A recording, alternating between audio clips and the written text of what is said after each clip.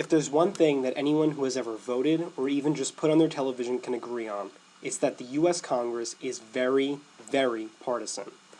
If voting statistics haven't swayed you enough that Republican districts are becoming more Republican and Democratic districts are becoming more Democratic, maybe this will convince you. This is what I like to call the audience cluster. This is a result of clustering, or the tight grouping of nodes.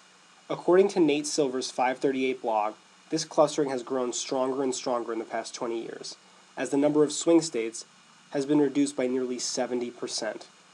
Well, let's take a look at a more micro example of this political clustering and go into why this occurs. A good example of clustering in the political system is the good old Pelican state, Louisiana, and in particular, Louisiana's 2nd, 5th, and 6th congressional districts. Going into this congressional year, new redistricting had to reduce the number of districts from 7 to 6, so thus the districts went from this to this.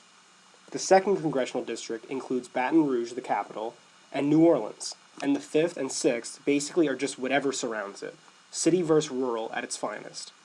What causes this intense clustering in Louisiana is transitivity, homophily, and influence.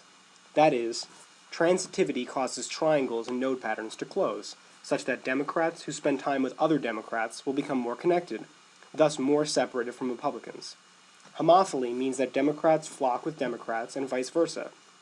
And influence means that spending time with one party will actually make you believe their ideals more. This over time creates a homophily influence feedback loop that only amplifies this clustering. This type of feedback has resulted in election results seen in Louisiana: a 60-point gap in the 2nd district in 2004, a 65-point gap in the 6th district in 2006, and literally no election in 2008 in the 5th congressional district. This looks to only widen as these districts become more and more clustered in this new redistricting.